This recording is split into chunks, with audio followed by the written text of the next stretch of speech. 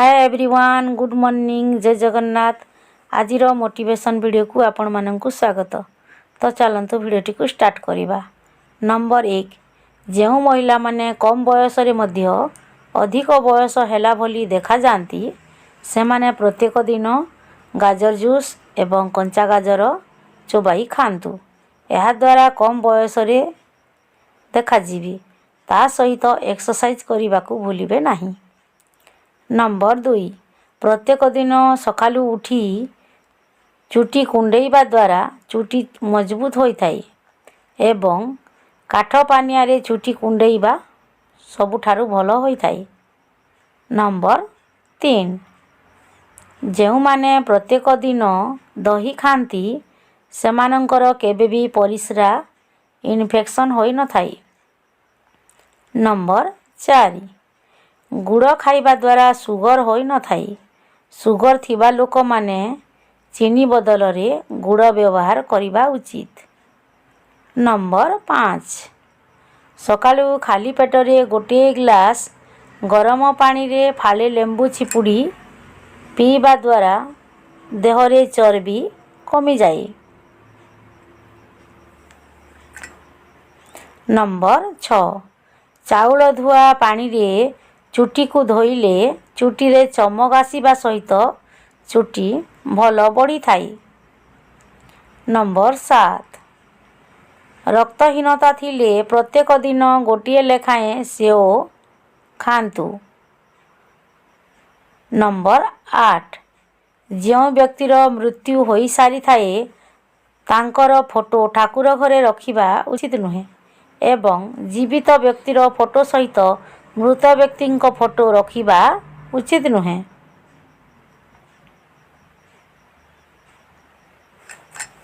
Number 9,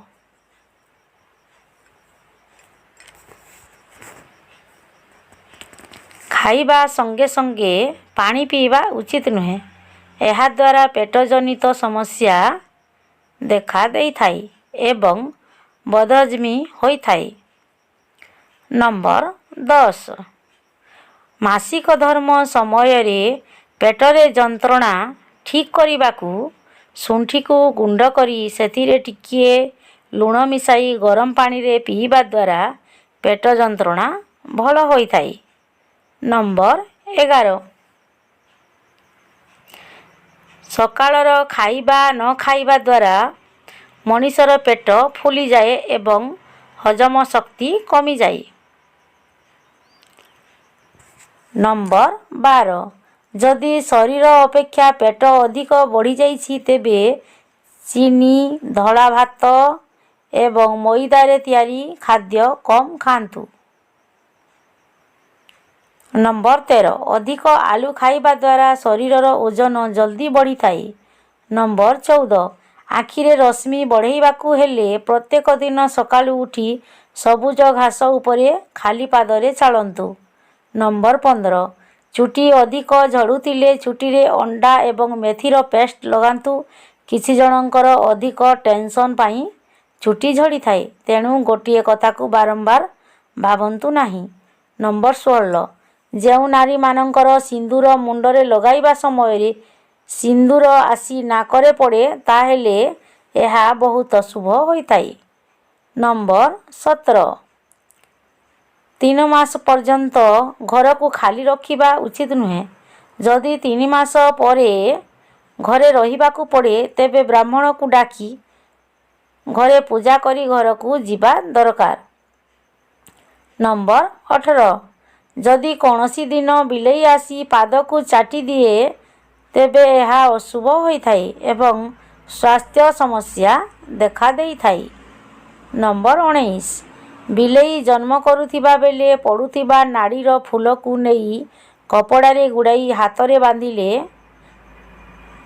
बांधिबा द्वारा काल सर्प दोष दूर होई थाई। नंबर 20, सकाळू उठिबा परे केबे भी पशु जंतुक नाम धरिबा उचित नुहे। यह अशुभ और अमंगलकारी होई थाई। नंबर 21, खाद्य खाइबा बेले लुण केबे भी भुई रे पकईबे नाही किंबा हाथ रे लागिथिबा लुण को କେବେ ବି ନିଜ ପିନ୍ଧିଥିବା ବସ୍ତ୍ରରେ ପୋଛିବେ ନାହିଁ। ନମ୍ବର 22 ସକାଳୁ ଉଠିବା ପରେ ବିଛଣାକୁ ଅସଜଡ଼ା ରଖିଲେ ଶନି ଏବଂ ରାହୁଙ୍କର ଅଶୁଭ ଦୃଷ୍ଟି ପଡ଼ିଥାଏ। ନମ୍ବର 23 ଭାତ ପରସିବା ପରେ ହାଣ୍ଡିକୁ ପୁରା ଖାଲି କରିବା ଉଚିତ ନୁହେଁ ଏବଂ ରୁଟି ପରସିବା ପରେ ରୁଟି ରଖୁଥିବା ଜାଗାକୁ ଖାଲି ରଖିବା ଉଚିତ ନୁହେଁ। ନମ୍ବର 24 ଓଦା ପାଦରେ କିମ୍ବା ମଇଳା ପାଦରେ କେବେ ବି ଶୋଇବା ଉଚିତ ନୁହେଁ। ଏହା ଅଶୁଭ ଏବଂ ଅମଙ୍ଗଳକାରୀ ହୋଇଥାଏ। ନମ୍ବର 25 ଘରେ ଯଦି ବିନା କାରଣରେ ଝଗଡ଼ା ଲାଗିକି ରହିଥାଏ ତେବେ ପ୍ରତ୍ୟେକ ଦିନ ସକାଳୁ ଉଠି 108 ଥର ଗାୟତ୍ରୀ ମନ୍ତ୍ର ପାଠ କରନ୍ତୁ। ମନେ ରଖନ୍ତୁ, ଘରେ ଯଦି ସବୁବେଳେ କଳି ଝଗଡ଼ା ଲାଗିକି ରହୁଥାଏ ତେବେ ପ୍ରତ୍ୟେକ ଦିନ ସକାଳୁ ଉଠି 108 ଥର ଗାୟତ୍ରୀ ମନ୍ତ୍ର ଜପ କରିବା ଦ୍ୱାରା ମଙ୍ଗଳକାରୀ ହେବା ସହିତ ଘରେ ଶାନ୍ତି ପରିବେଶ ସୃଷ୍ଟି ହୋଇଥାଏ। ତ ଆଜିର ଏ ମୋଟିଭେସନ୍ ଭିଡ଼ିଓଟି ଆପଣମାନଙ୍କୁ କେମିତି ଲାଗିଲା କମେଣ୍ଟ ମାଧ୍ୟମରେ ନିହାତି ଭାବରେ ଜଣାଇବେ। ଭିଡ଼ିଓଟି ଭଲ ଲାଗିଥିଲେ ଅଧିକ ମାତ୍ରାରେ ସେୟାର କରନ୍ତୁ, ଲାଇକ୍ କରନ୍ତୁ। ଆଉ ଆମ ଚ୍ୟାନେଲରେ ଯେଉଁମାନେ ନୂଆ ଆସିଛନ୍ତି ଚ୍ୟାନେଲଟିକୁ ସବସ୍କ୍ରାଇବ୍ କରିକି ରଖନ୍ତୁ। ଆଗକୁ ଏମିତି ମୋଟିଭେସନ୍ ଭିଡ଼ିଓ ଆସିବ।